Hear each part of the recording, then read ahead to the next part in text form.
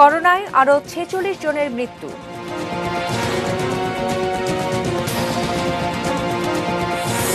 ঝটিকা সফরে ঢাকায় হর্ষবর্ধন শ্রীংলা, কাল দ্বিপাক্ষিক বৈঠক।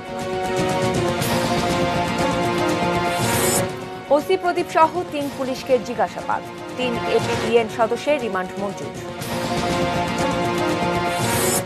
আর কোনো সুইচ গেট নির্মাণ নয় বললেন প্রধানমন্ত্রী।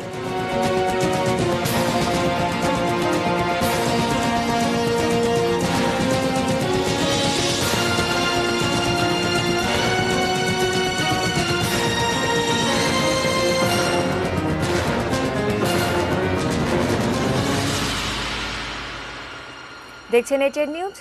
৬টার নিউজ আওয়ারে আপনাদের সঙ্গে রয়েছি আমি শ্রাবণী জলি। শুনছিলেন সংবাদ শিরোনামগুলো।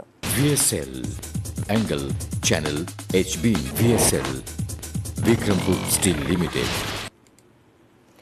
এবারে জানাবো বিস্তারিত এবং শুরুতেই দেশের করোনা পরিস্থিতি। করোনা আক্রান্ত হয়ে দেশে আরও ৪৬ জনের মৃত্যু হয়েছে, আর এই নিয়ে মোট মৃত্যু হয়েছে ৩,৭৪০ জনের।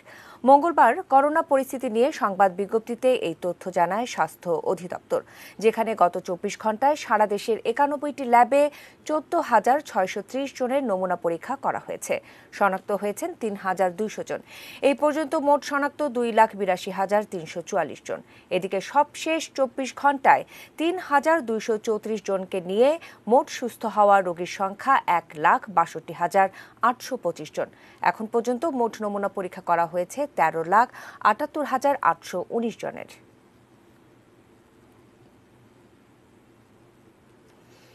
অন্য প্রসঙ্গ, করোনার মধ্যেই ঢাকায় দ্বিপাক্ষিক সফরে ভারতের পররাষ্ট্র সচিব হর্ষবর্ধন শ্রীংলা। আগামীকাল বৈঠকে বসবেন দুই দেশের পররাষ্ট্র সচিব। আলোচনায় থাকছে করোনা ভ্যাকসিন, রোহিঙ্গা প্রত্যাবাসন থেকে শুরু করে দুই দেশের সম্পর্ক উন্নয়ন। করোনার মধ্যেও হঠাৎ ঢাকায় ভারতের পররাষ্ট্র সচিব। মঙ্গলবার বেলা 11:30টায় ভারতীয় এয়ারফোর্সের বিশেষ বিমানে ঢাকা আসেন তিনি। ঢাকাস্থ ভারতীয় হাইকমিশন এক সংবাদ বিজ্ঞপ্তিতে বলেছে, হর্ষবর্ধন শ্রীংলার 2 দিনের সফর দ্বিপাক্ষিক বিষয় এগিয়ে নিতেই। বাংলাদেশের পররাষ্ট্র সচিবও বলছেন, এটা ঝটিকা সফর বা হঠাৎ সফর না, দুই দেশের সব বিষয় এগিয়ে নিতেই বুধবার বৈঠক হবে দুই সচিবের। কালকে দেখা হবে দুপুরের দিকে। তো আমাদের এজেন্ডা যেহেতু বাইল্যাটারাল সম্পর্ক উন্নয়ন সবসময় আমাদের এজেন্ডার মধ্যে থাকে, প্লাস এবার কোভিডের যে বিষয়টি আছে ভারত এবং বাংলাদেশ ভারতের সম্পর্ক নিয়ে সম্প্রতি নানা রকম চটকদার সংবাদ পরিবেশন হয়েছে বিভিন্ন গণমাধ্যমে। এসবকে ভিত্তিহীন বলে দাবি করে বাংলাদেশের পররাষ্ট্র সচিব জানালেন, আলোচনায় আসবে এই প্রসঙ্গও। আমাদের দুই দেশের সম্পর্ক আসলে অনেক গভীর, এবং এই গভীর সম্পর্ক সারাক্ষণ আমাদের নার্চার করতে হয়, যাতে করে এটার কোনো ভুল বোঝাবুঝির কোনো স্কোপ না থাকে। আমরা সাম্প্রতিক সময় দেখেছি যে বিভিন্ন পত্রপত্রিকায় নানা রকমের স্পেকুলেটিভ নিউজ এসেছে, তো সেগুলো নিয়েও আমরা আলোচনা করব যে এগুলোর কোনো তেমন ভিত্তি আমরা দেখি না।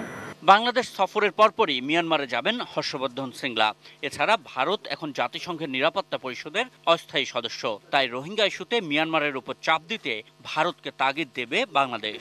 ব্যাপারে আমরা যদি তাদের দিক থেকে যদি কোনো আপডেট থাকে আমরা জানতে পারবো, এবং আমরা এই পর্যায়ে কোন পর্যায়ে আছি সেগুলো আমরা তাদেরকে আপডেট দিব। করোনাকালের এই সফরে আলোচনা থাকবে ভ্যাকসিন ইস্যু। অক্সফোর্ড গবেষকদের গবেষণা সফল হলে ভ্যাকসিন উৎপাদন হবে ভারতেও। বাংলাদেশের এই ভ্যাকসিন পাওয়া ও গবেষণার সাহায্যও থাকছে আলোচনায়। আমরা অফার করব যে আমাদের এখানেও যদি ট্রায়ালের সুযোগ থাকে। Ashikur Rahman Apu, ATN news, Dhaka. অবসরপ্রাপ্ত মেজর সিনহা মোহাম্মদ রাশেদ খান নিহতের ঘটনায় করা মামলায় অভিযুক্ত টেকনাফ থানার সাবেক ওসি প্রদীপ কুমার দাস, পরিদর্শক লিয়াকত আলী ও এসআই নন্দদুলাল রক্ষিতকে র্যাব হেফাজতে রিমান্ডে নিয়ে যাওয়া হয়েছে। মঙ্গলবার সকাল 11টার দিকে তাদেরকে কক্সবাজার জেলা কারাগার থেকে রিমান্ডে নিয়ে যায় র্যাব। এদিকে গ্রেপ্তার 3 এপিবিএন সদস্যের 7 দিনের রিমান্ড মঞ্জুর করেছেন আদালত। মঙ্গলবার সকাল 11টার দিকে কক্সবাজার সিনিয়র জুডিশিয়াল ম্যাজিস্ট্রেট আদালতে হাজির করে 10 দিনের রিমান্ড আবেদন করলে আদালত 7 দিনের রিমান্ড মঞ্জুর করেন। এর আগে এপিবিএন সদস্যর বিরুদ্ধে ঘটনায় সম্পৃক্ততা পাওয়ায় তাদের গ্রেফতার দেখানো হয়। গত 31 জুলাই রাতে টেকনাফের শামলাপুর পুলিশের তল্লাশি চৌকিতে পুলিশের গুলিতে নিহত হন অবসরপ্রাপ্ত মেজর সিনহা রাশেদ খান। এদিকে ওসি প্রদীপ সহ 28 পুলিশের বিরুদ্ধে কক্সবাজার সিনিয়র জুডিশিয়াল ম্যাজিস্ট্রেট আদালতে একটি হত্যা মামলা দায়ের করেছেন টেকনাফের নীলার সুলতান আহমেদের স্ত্রী গোলচেহের।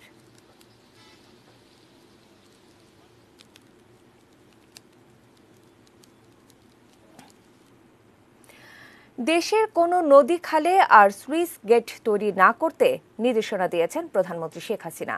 সেই সঙ্গে এখন পর্যন্ত তৈরি স্লুইস গেটগুলোর কার্যকারিতা নিয়ে রিপোর্ট তৈরির নির্দেশনাও দিয়েছেন তিনি। সকালে জাতীয় অর্থনৈতিক পরিষদের নির্বাহী কমিটি একনেক বৈঠকে এমন নির্দেশনা দেন তিনি। রাজধানীর শেরেবাংলা নগরে পরিকল্পনা মন্ত্রণালয়ের এনইসি সম্মেলন কক্ষে একনেক সভায় গণভবন থেকে ভিডিও কনফারেন্সের মাধ্যমে যুক্ত হন একনেক চেয়ারপারসন ও প্রধানমন্ত্রী শেখ হাসিনা। সভায় 3,468 কোটি 66 লাখ টাকার 7 প্রকল্পের চূড়ান্ত অনুমোদন দেয়া হয়। পরে অনলাইন সংবাদ সম্মেলনে পরিকল্পনা মন্ত্রী জানান, ভাঙন প্রবণ নদীর পাড়ে দ্রুত সরানো সম্ভব এমন স্থাপনা তৈরির নির্দেশনা দিয়েছেন প্রধানমন্ত্রী। এছাড়া খুব প্রয়োজন ছাড়া আর কোনো সরকারি ডাক বাংলো বা বিশ্রামাগার তৈরি না করতে বলেছেন প্রধানমন্ত্রী। দেখেন, স্লুইসের টেকনোলজি যখন আপনারা করেছিলেন 30-40 বছর আগের, পানির প্রবাহ অনেক কমে গেছে পূর্বের তুলনায়। আমরা ফারাক্কা বাঁধ বা অন্যান্য নানা কারণে, জলবায়ু ইত্যাদি কারণে কম পানি যায়, মাঝে মাঝে স্ট্রং ফ্লাড হয়ে যায়, বা সাধারণত কম পানি আসে। সুতরাং এই স্লুইস গেট কিন্তু দরকার তিনি মনে করেন নয়, স্টাডি করার জন্য অর্ডার দিয়েছেন আজকে পানি সম্পদ মন্ত্রণালয়কে, যে আপনারা সার্ভে করেন দেশে কত স্লুইস গেট বানিয়েছেন, কয়টা এখন চলছে বাস্তবে, এবং আর যাতে না করেন এই দিকে পরিষ্কার নির্দেশনা আছে। জাতীয় সংসদের অধিবেশন কক্ষে স্পিকারের চেয়ারের পেছনের দেয়ালে জাতির পিতা বঙ্গবন্ধু শেখ মুজিবুর রহমানের প্রতিকৃতি সংরক্ষণ ও প্রদর্শনের নির্দেশ দিয়েছে হাইকোর্ট। নির্দেশনাটি বাস্তবায়ন করে প্রতিবেদন দাখিলে 1 মাস সময় বেঁধে দিয়েছেন আদালত। বিচারপতি তারিকুল হাকিম এবং বিচারপতি SM কুদ্দুসজামানের ভার্চুয়াল হাইকোর্ট বেঞ্চ মঙ্গলবার এই আদেশ দেন। রিটকারী আইনজীবী সুবীর নন্দী দাস জানান, সংবিধানের 4-এর ক অনুচ্ছেদে বঙ্গবন্ধু শেখ মুজিবুর রহমানের প্রতিকৃতি রাষ্ট্রপতি, প্রধানমন্ত্রী, স্পিকার ও প্রধান বিচারপতির কার্যালয়ে সংরক্ষণ ও প্রদর্শন করার কথা বলা আছে। কিন্তু সংসদে বঙ্গবন্ধু প্রতিকৃতি প্রদর্শনের কোনো উদ্যোগ না নেওয়ায় 12 আগস্ট হাইকোর্টে রিট দায়ের করেন তিনি। জানাবো একটি দুর্ঘটনার খবর। ময়মনসিংহের ফুলপুরে মাইক্রোবাস পুকুরে পড়ে একই পরিবারের 8 জন নিহত হয়েছেন, আহত হয়েছেন 6 জন। শোকের বাড়িতে সান্ত্বনা জানাতে গিয়ে তারা নিজেরাই হয়ে গেছেন শোক সংবাদ। মর্মান্তিক এই দুর্ঘটনার পর মাইক্রো চালক পলাতক। ময়মনসিংহ প্রতিনিধি শাহ আলম উজ্জ্বলের পাঠানো তথ্য ছবিতে দেখব ডেস্ক রিপোর্ট।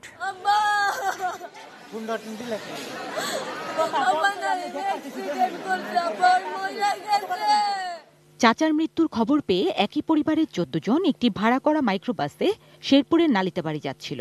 ময়মনসিংহের ভালুকা থেকে উঠেছিলেন তারা। ফুলপুরের বাসাতির কাছে চালক নিয়ন্ত্রণ হারালে মাইক্রোবাসটি রাস্তার পাশের পুকুরে পড়ে যায়। শেরপুরের নালিতাবাড়ি বাউরামারি গ্রামে যাবে। আমার ফুফা শ্বশুরের জানাজায় যাওয়ার কথা ছিল। আমার ছোট বোন মারা গেছে, আমার আম্মা, আমার দাদি।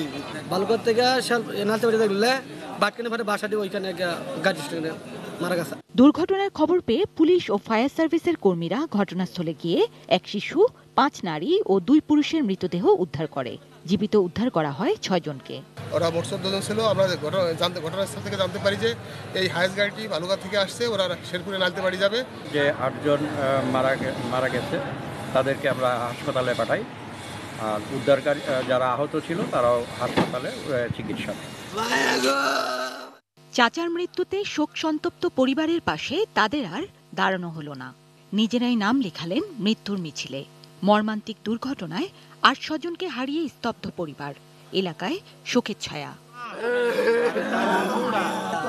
Jinia Islam, desk report, 18 news. Bangabandhu Sheikh Mujib medical বিশ্ববিদ্যালয় বিএসএমএমইউ হাসপাতালে 3 বার রক্ত পরীক্ষা আর 1 বার ইসিজি করা হয়েছে রিজেন্ট হাসপাতালের মালিক শাহেদের। তার কোনো শারীরিক সমস্যাই পাননি চিকিৎসকরা। অবশেষে শাহেদকে দ্বিতীয় দিনের মতো রিমান্ডে নিয়েছে দুদক। শাহেদ আদৌ অসুস্থ হয়েছিলেন কিনা এ নিয়েও প্রশ্ন উঠেছে।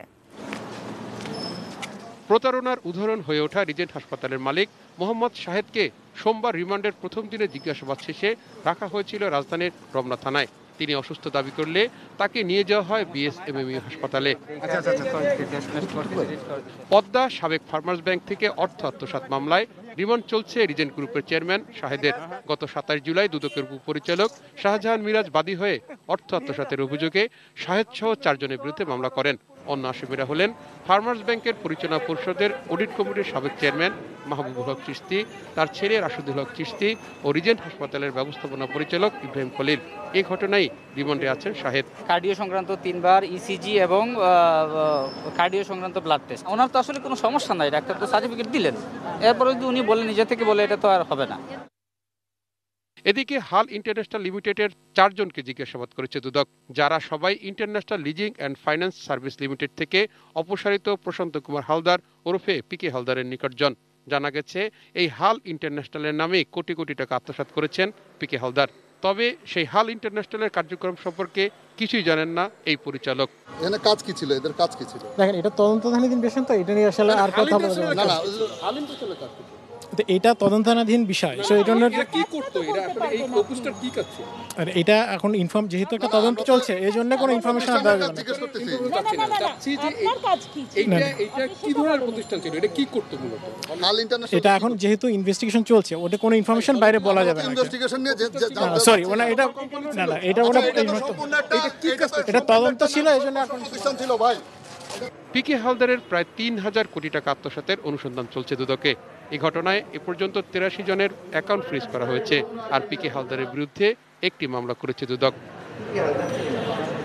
তাহিদ সৌরভ, এটিএন নিউজ, ঢাকা। সাবেক প্রধান বিচারপতি সুরেন্দ্র কুমার সিনহার বিরুদ্ধে দুর্নীতি দমন কমিশনের করা অর্থ আত্মসাৎ মামলায় আদালতে সাক্ষ্য দিয়েছেন মামলার বাদী এবং দুদকের পরিচালক ইকবাল হোসেন। মঙ্গলবার ঢাকার বিশেষ জজ আদালত 4-এর আদালতে এই মামলার প্রথম সাক্ষ্য গ্রহণ শুরু হয়। মামলার 11 আসামির মধ্যে এদিন 7 আসামি হাজির ছিলেন। পলাতক আসামিদের মধ্যে ফার্মার্স ব্যাংকের সাবেক first vice president Swapan Kumar Roy, vice president Mohammad Lutful Haque এবং টাঙ্গাইলের বাসিন্দা মোহাম্মদ শাহজাহান, একই এলাকার বাসিন্দা নিরঞ্জন চন্দ্র সাহা আত্মসমর্পণ করে জামিন আবেদন জানালে তা মঞ্জুর করেন আদালত। এছাড়া ফার্মার্স ব্যাংকের সাবেক এমডি AKM শামীম এবং সাবেক SEVP গাজী সালাউদ্দিনের জামিনও বহাল রেখেছেন আদালত। আগামী 25 আগস্ট এই মামলায় সাক্ষ্য গ্রহণের পরবর্তী দিন। সুরেন্দ্র কুমার সিনহা প্রধান বিচারপতি থাকাকালীন অবস্থায় ওনার পদ ও পদমর্যাদা এবং ক্ষমতার অপব্যবহার করে ব্যাংকের কর্মকর্তাদেরকে প্রভাবিত করে এই 4 কোটি টাকার ভুয়া ঋণ তৈরি করেছিলেন এবং সেই ঋণের টাকা তার অ্যাকাউন্টে নিয়ে এসেছিলেন। এই ধরনের বিচার বাংলাদেশে এই প্রথম, যে আইনের ঊর্ধ্বে কেউ নয়, যে যত উচ্চ পজিশনেই থাকুক না কেন অপরাধ করলে তাকে আইনের আওতায় আসতে হবে।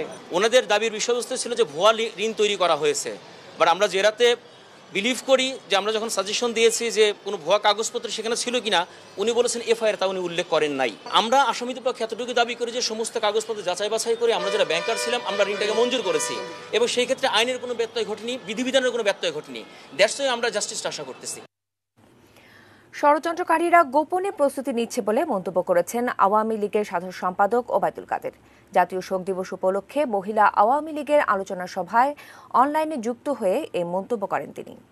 খুনিরা তাদের ষড়যন্ত্রের জাল এখনো ছড়িয়ে রেখেছে, দেশে বিদেশে এখনো ষড়যন্ত্র চলছে, তলে তলে প্রস্তুতি নিচ্ছে ষড়যন্ত্রকারীরা। এদেশে রাজনীতি, হত্যা, সন্ত্রাস, ষড়যন্ত্র আর সাম্প্রদায়িকতার বিস্তার তাদের হাত ধরেই এখনো তারা সে অপচর্চা অব্যাহত রেখেছে। তাই বলবো, 15ই আগস্টে নির্মম হত্যাকাণ্ড, 21শে আগস্টে গ্রেনেড হামলা একই ষড়যন্ত্রের ধারাবাহিকতা। এদিকে করোনা সংকটকালে বিভাজন নয়, জাতীয় স্বার্থেই দল মত নির্বিশেষে সকলকে নিয়ে সরকারকে ঐক্যবদ্ধ হবার আহ্বান জানিয়েছেন বিএনপি মহাসচিব মির্জা ফখরুল ইসলাম আলমগীর। বিকেলে দলীয় চেয়ারপারসন গুলশান কার্যালয়ে এক ব্রিফিংয়ে এই আহ্বান জানান তিনি। শহীদ প্রেসিডেন্ট জিয়াউর রহমান, বেগম খালেদা জিয়া ও তারেক রহমানকে নিয়ে যে অসুস্থ ক্যাম্পেইন ও প্রোপাগান্ডা শুরু করা হয়েছে তা অবিলম্বে বন্ধ করার আহ্বান জানাই। আসুন দল মত নির্বিশেষে ঐক্যবদ্ধভাবে সুষ্ঠু গণতন্ত্রে ফিরে যাই। সকলের মত ও চিন্তার স্বাধীনতার ভিত্তিতে সুষ্ঠু গণতান্ত্রিক প্রক্রিয়ায় নির্বাচিত জনপ্রতিনিধিদের মাধ্যমে রাষ্ট্র পরিচালনার লক্ষ্যে একত্রে কাজ করি। দেশ ও জাতির স্বার্থে জাতীয় ঐক্যের পথে আসার আহ্বান জানাই। অন্যথায় এর দায়িত্ব সরকারকেই বহন করতে হবে।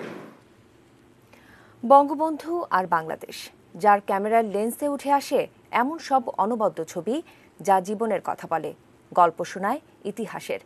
নারীদের এগিয়ে চলার প্রেরণা বাংলাদেশের প্রথম নারী আলোকচিত্রী সাইদা খানমের মৃত্যুতে এই মন্তব্য তার অনুগামীদের। 12 বছর বয়সেই ক্যামেরার সঙ্গে মিতালি তার। সমাজে তখনও নারীদের নিয়ে কুসংস্কারের ছড়াছড়ি। এমন বৈরী পরিবেশেও পরিবারের সহযোগিতায় ক্যামেরা নিয়ে ছোটেন পাবনার ইছামতির তীরে বেড়ে ওঠা সাইদা খানম। 1956 সালে বেগম পত্রিকার হয়ে তার পেশাদারিত্বের শুরু। পাশাপাশি পড়াশোনা চালিয়ে গেছেন ঢাকা বিশ্ববিদ্যালয়ে বাংলা সাহিত্য ও গ্রন্থাগার বিজ্ঞানে। শুধু পথে ঘাটেই নয়, সমাজের নানা স্তর থেকে বাধার মুখোমুখি হয়েছেন সবসময়, কিন্তু দমে যাননি। এখনো পর্যন্ত যারা ছবি তোলেন, আলোকচিত্রীদেরকে আমরা ক্যামেরাম্যান বলি। তো এই ধরনের একটা সময় বদলানোর ক্ষেত্রে তিনি একজন আলোকবর্তিকা হিসেবে কাজ করেছেন। যিনি সাহস করে পথ চেয়েছিলেন ক্যামেরা হাতে। যে সময় পুরুষ লোক ক্যামেরা হাতে হাঁটতে দ্বিধাবোধ করতেন, সেই সময় আপা ক্যামেরা হাতে নিয়ে রাস্তায় বেরিয়েছেন। দেশমাতৃকার মুক্তির লক্ষ্যে নারীরাও যে অস্ত্র হাতে তুলে নিয়েছিলেন, তার তোলা স্বাধীনতা সংগ্রামের সেসব ছবি এখন ইতিহাস। বঙ্গবন্ধু, ইন্দিরা গান্ধী, মাদার তেরেসা, চাঁদের মাটিতে প্রথম পা রাখা নীল আর্মস্ট্রংয়ের ছবিও উঠে আসে তার ক্যামেরার লেন্সে। সাইদা খানমের তোলা ছবি ছাপা হয়েছে অবজারভার, ইত্তেফাক, সংবাদ সহ নানা পত্রিকায়। অস্কারজয়ী চলচ্চিত্রকার সত্যজিৎ রায়ের ছবি তুলে সমাদৃত হন তিনি। বিশ্বের অনেকগুলো দেশে প্রদর্শিত হয়েছে তার তোলা ছবি। পেয়েছেন বেশ কয়েকটি আন্তর্জাতিক পুরস্কার। আলোকচিত্রে অনন্য অবদানের জন্য 2019 সালে পান 21 পদক। এই যে একটি দেখার চোখ, সেই চোখ যে আসলে আছে এবং সেই চোখ যে আরো বেশি সঞ্চারিত হওয়া উচিত, তার ছবিগুলোর দিকে তাকালে সেটা আমাদেরকে না, শুধু পরবর্তী প্রজন্মের নারীদেরকে অনুপ্রাণিত করবে যে মেয়েরা যুদ্ধে অংশগ্রহণ করতে পিছপা হয়নি। সেই সমাজ যতই মেয়েদেরকে পিছন দিকে টেনে ধরুক না কেন, তারা সামনের দিকে এগিয়ে যাবে। গুণী এই মানুষটি 83 বছর বয়সে সোমবার রাত 2:45টার দিকে বনানীর নিজ বাসায় শেষ নিঃশ্বাস ত্যাগ করেন। হ্যাঁ, ছোটবেলায় আমার মা মারা গেছে, তো আমি তার কাছ থেকে মায়ের ভালোবাসা, বলবেন নাতির নায়ন, এরকম ভালোবাসা পেয়েছি। দেশের প্রথম নারী আলোকচিত্রী সাইদা খানমের প্রতি এটিএন নিউজের শ্রদ্ধা। একে আজাদ, এটিএন নিউজ, ঢাকা। 6টা নিউজ আওয়ারের সময় হলো 22 স্টিল বিরতির। ফিরে এসে আরো থাকছে।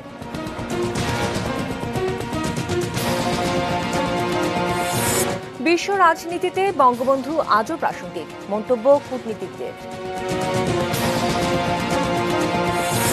পর্যটক নেই সুনামগঞ্জের টাঙ্গুয়ার হাওরে।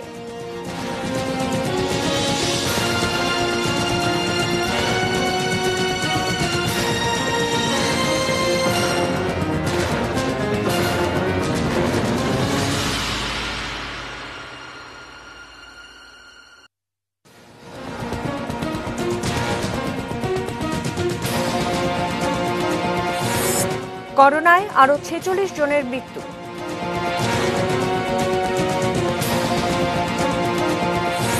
ঝটিকা সফরে ঢাকায় হর্ষবর্ধন শ্রীংলা, কাল দ্বিপাক্ষিক বৈঠক।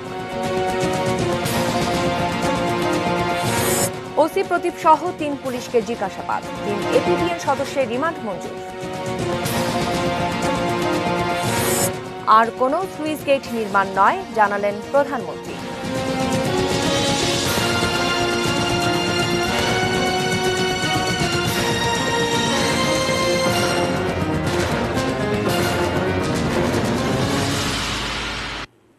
সংবাদ শিরোনামগুলো আরও একবার জানিয়ে আবারও আমন্ত্রণ জানাচ্ছি ৬টার নিউজ আওয়ারে। স্বাধীনতা পরবর্তী ৩.৫ বছরে বাংলাদেশকে বিশ্ব মঞ্চে পরিচিত করানো এবং আন্তর্জাতিক মহলে সুসম্পর্ক গড়ে তোলার ক্ষেত্রে বঙ্গবন্ধু শেখ মুজিবুর রহমানের দেখানো পথ বিশ্ব রাজনীতিতে আজও প্রাসঙ্গিক বলেই মনে করেন কূটনীতিকবিদরা। বঙ্গবন্ধু শাহাদাত বার্ষিকী স্মরণে মঙ্গলবার অনলাইনে এক আলোচনার আয়োজন করে Bangladesh institute of international and strategic studies বিস। সভায় বাংলাদেশের পররাষ্ট্রনীতিতে বঙ্গবন্ধুর ভূমিকা এবং তার প্রভাব নিয়ে বিস্তারিত আলোচনা করেন বক্তারা। প্রধান অতিথির বক্তব্যে পররাষ্ট্রমন্ত্রী একে আব্দুল মোমেন বলেন, সবার সঙ্গে বন্ধুত্ব, কারো সঙ্গে বৈরিতা নয়। বঙ্গবন্ধুর এই পররাষ্ট্রনীতি অনুসরণ করে বাংলাদেশ নিজের স্বার্থ বজায় রেখে আন্তর্জাতিক অঙ্গনে গুরুত্বপূর্ণ ভূমিকা রাখছে।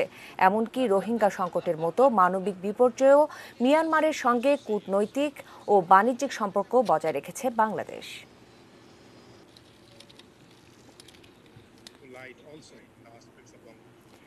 করোনায় সনাতন ধর্মের মৃত ব্যক্তিদের সৎকারে এগিয়ে এসেছে যশোর রামকৃষ্ণ মিশন।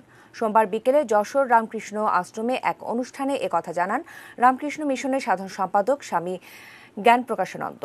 অনুষ্ঠানে প্রধান অতিথি হিসেবে উপস্থিত ছিলেন জেলা প্রশাসক তমিজুল ইসলাম খান। স্বামী জ্ঞানপ্রকাশানন্দ বলেন, সনাতন ধর্মের ব্যক্তি করোনায় আক্রান্ত হয়ে মৃত্যুবরণ করলে তাদের শ্মশানে নিয়ে সৎকারের জন্য কেউ এগিয়ে আসতে চায় না। এজন্য রামকৃষ্ণ মিশন তাদের সৎকারের উদ্যোগ নিয়েছে। এছাড়া রামকৃষ্ণ মিশন করোনা প্রতিরোধে প্রচারপত্র বিলি, মাইকিং ও অসহায় মানুষকে ত্রাণ সহায়তা দিয়েছে। নওগাঁর আদিবাসী নেতা আলফ্রেড সরেন হত্যার ২০ বছর কেটে গেলেও আজও বিচার হয়নি আলোচিত এই হত্যাকাণ্ডের। ২০০০ সালের এই দিনে মহাদেবপুর উপজেলার ভীমপুর আদিবাসী পল্লীতে আলফ্রেড সরেনকে নৃশংসভাবে হত্যা করে ভূমিদস্যু সন্ত্রাসীরা। আদিবাসী পল্লীর ১১টি পরিবারের বাড়িঘরও ভাঙচুর, লুটপাট করে পুড়িয়ে দেওয়া হয়।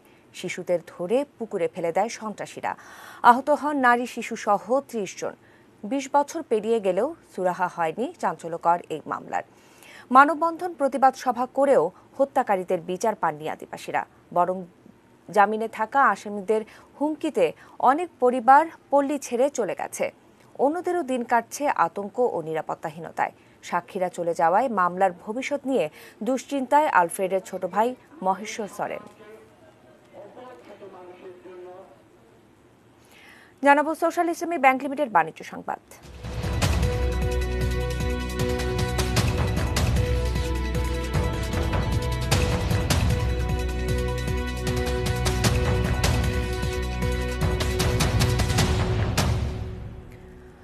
করোনার কারণে পর্যটকদের কোলাহল নেই।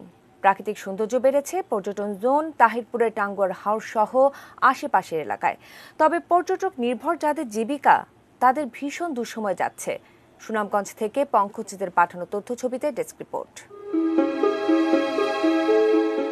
হাওরে বিশাল জলরাশি, কখনো ঢেউয়ের উথাল পাতাল, আবার কখনো মৃদুমন্দ বাতাসে জলের উপর মিষ্টি রোদের খেলা। সারি সারি হিজল করজ গাছ ছড়িয়ে ছিটিয়ে আছে এখানে ওখানে। নীল আকাশ ছায়া ফেলেছে জলের উপর। উত্তরে তাকালেই হাতছানি দেয় মেঘালয় পাহাড়। সুনামগঞ্জ জেলা শহর থেকে প্রায় ৫০ কিলোমিটার দূরে তাহিরপুর ও ধর্মপাশা উপজেলায় টাঙ্গুয়ার হাওর। একসঙ্গে জলজোছনা আর পাহাড়ের মেলবন্ধন চোখে পড়ে এই হাওরে। আর তাই পর্যটকদের প্রিয় স্থান টাঙ্গুয়ার হাওর। অথচ করোনাকাল বদলে দিয়েছে চিত্র। ৪ মাস ধরে স্থানীয়রা ছাড়া হাওরে কোনো পর্যটক নেই। পর্যটকের উপস্থিত না বললেই চলে। এতে করে পর্যটক সম্পৃক্ত যে সমস্ত হোটেল, ট্রলার, দোকানপাটে ধস নেমেছে। টাঙ্গুয়ার হাওরের পর্যটকদের উপর নির্ভরশীল সংশ্লিষ্টরা ৪ মাস ধরে বেকার সময় কাটাচ্ছেন। শুধু পর্যটকবাহী নৌ পরিবহনই নয়, স্থানীয় অটোরিকশা, লেগুনা, ছোট দোকানগুলো এখন ক্রেতা শূন্য। বিভিন্ন স্পটে অন্যান্য বছরের মতো পর্যটক না আসাতে অনেক ড্রাইভারগুলো অনেক কষ্টকর ভোগ করতেছে। স্থানীয় ব্যবসায়ী এবং দোকানদাররা সহ সবাই লোকসানের মুখে। সুনামগঞ্জে জেলা প্রশাসক জানালেন, টাঙ্গুয়ার হাওর সহ দর্শনীয় স্থানগুলোতে পর্যটকদের ভ্রমণের যে নিষেধাজ্ঞা, সেটি শীঘ্রই উঠিয়ে নেওয়া হবে। আমরা দর্শনীয় স্থানগুলোতে সীমিত পরিসরে পর্যটকগণ যেন স্বাস্থ্যবিধি অনুসরণ করে চলাচল করতে পারে সেই বিষয়ে আমরা সিদ্ধান্ত গ্রহণ করব। তুনাজিনা তনু, ডেস্ক রিপোর্ট, এটিএন নিউজ। আবারও সময় হলো বাজিজ স্টিল বিরতি নেবার। ফিরে এসে আরও যা থাকছে। বাইডেনের সঙ্গে ব্যবধান কমিয়েছেন ট্রাম্প।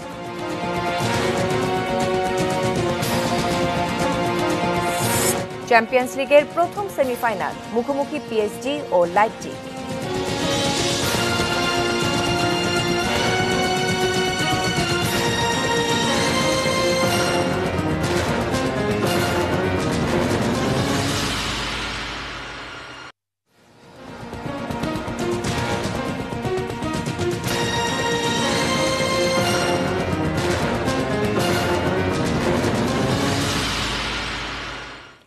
বিরতি থেকে আবারও ফিরে এলাম ৬টার নিউজ আওয়ারে। আর ফিরে এসে এবারে জানাবো মেটাল প্রেজেন্স কৃষি সংবাদ সুজলা সুফলা।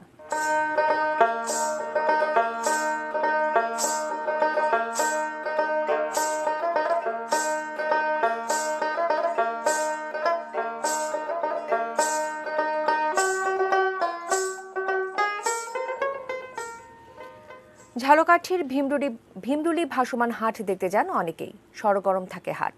করোনা বদলে দিয়েছে সেই চেনা চিত্র। ভাসমান পেয়ারার হাটে পর্যটক নেই, ক্রেতাও কম। কুষ্টিয়ায়ও ভালো ফলন হয়েছে পেয়ারার।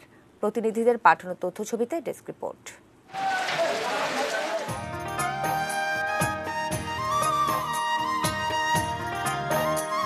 বাগান থেকে ছোট ছোট নৌকায় হাটে আসছে পেয়ারা।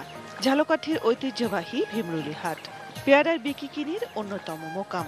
সবটা মিলে চোখ জোড়ানো এই দৃশ্য।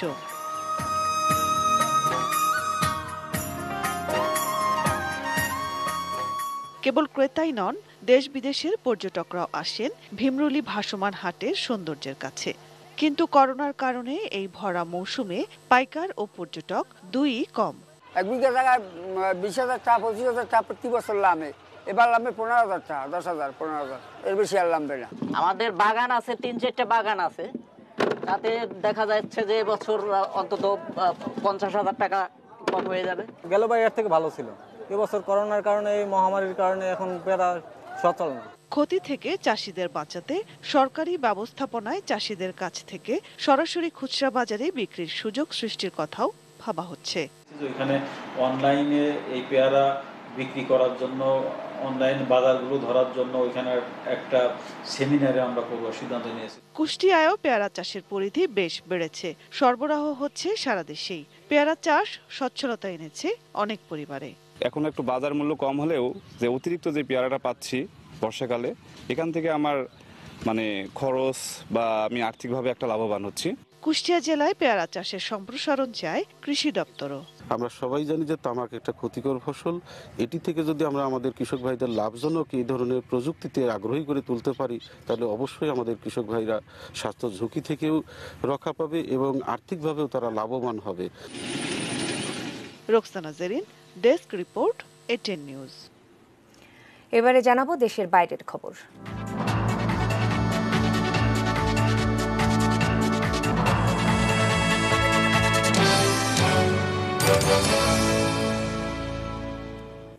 জনসমর্থনে ডেমোক্রেট প্রার্থী জো বাইডেনের সঙ্গে ডোনাল্ড ট্রাম্পের ব্যবধান ধীরে ধীরে কমে আসছে।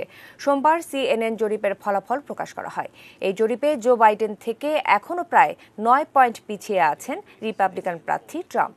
সম্প্রতি যুক্তরাষ্ট্র জুড়ে পরিচালিত 6টি জরিপের বিশ্লেষণ শেষে সিএনএন জানায় বাইডেনকে সমর্থন করেছেন 50% নাগরিক, আর ট্রাম্পকে সমর্থন করছেন 46%। জরিপে দেখা যায় বাইডেনের সঙ্গে ট্রাম্পের জনসমর্থনের ব্যবধান জুন মাসের তুলনায় উল্লেখযোগ্য হারে কমে এসেছে। করোনা মহামারী সহ নানা ইস্যুতে গত কয়েক মাসে ব্যাপক সমালোচনার মুখে পড়ে জনসমর্থন হারাতে থাকেন ট্রাম্প। বিভিন্ন জরিপে প্রতিদ্বন্দ্বী প্রার্থী জো বাইডেনের পিছিয়ে পড়েন তিনি। ফলে এই রিপাবলিকান প্রেসিডেন্টের টানা তৃতীয়বার বিজয়ী হওয়া নিয়ে শঙ্কা তৈরি হয়। তবে নির্বাচন যতই এগিয়ে আসছে ততই প্রেসিডেন্ট ডোনাল্ড ট্রাম্পের জনসমর্থন বাড়ছে বলে জানিয়েছে সিএনএন।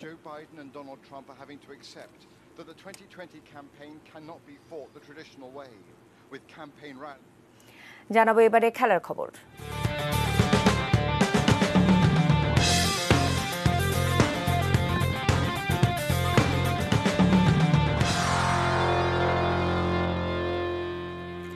উয়েফা চ্যাম্পিয়ন্স লিগের প্রথম সেমিফাইনালে আজ প্যারিস সেন্ট জার্মেইনের মুখোমুখি হবে লাইপজিগ। এই ম্যাচটি শুরু হবে বাংলাদেশ সময় রাত 1টায়। উয়েফা চ্যাম্পিয়ন্স লিগে দ্বিতীয়বারের মতো সেমিফাইনালে প্যারিস সেন্ট জার্মেইন পিএসজি। এর আগে সেমিতে ওঠার সুযোগ হয়েছিল 1994-95 মৌসুমে, কিংবদন্তি জর্জ উইয়াহুর যুগে। তবে ফাইনালে পা রাখতে পারেনি কখনো। আরব ধনকুবের মালিকানায় আসার পরই খোলস পাল্টাতে থাকে ফরাসি এই ক্লাবটি। ডি মারিয়া কাভানিদের যুগে পা রাখেন তরুণ এমবাপ্পে, নেইমার। ফরাসি লিগে শ্রেষ্ঠত্বের মুকুট এখন পিএসজির। এবার চ্যাম্পিয়ন্স লিগে প্রথমবার ফাইনালে ওঠার হাতছানি তাদের। তবে সেটি পেতে ডিঙোতে হবে লাইপজিগ বাধা।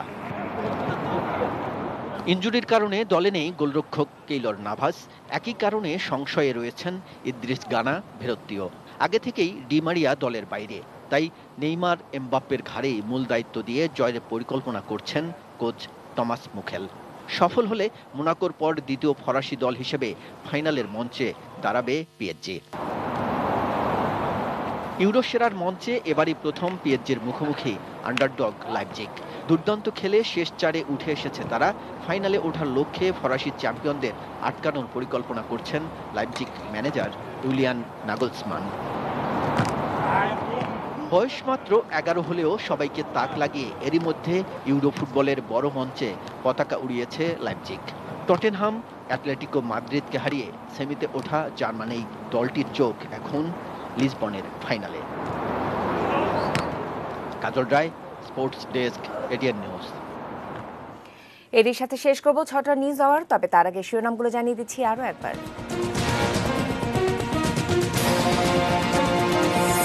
করোনায় আরও 46 জনের মৃত্যু।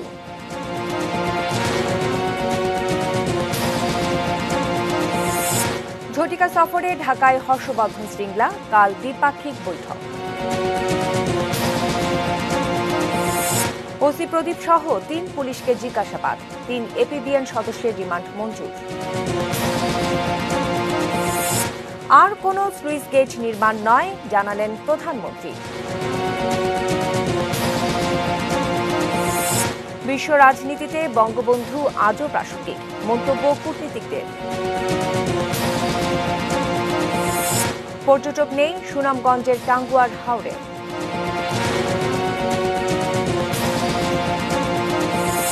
বাইডেনের সঙ্গে ব্যবধান কমিয়েছেন ট্রাম্প।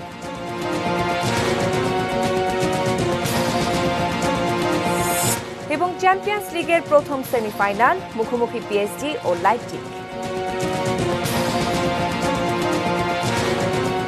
এই ছিল 6টা নিউজ আওয়ার। সঙ্গে থাকুন, দেখতে থাকুন এটিএন নিউজ। আর এটিএন নিউজের ব্রেকিং নিউজ আপনার মোবাইলে পেতে টাইপ করুন START SN এবং পাঠিয়ে দিন 5959 এই নম্বরে।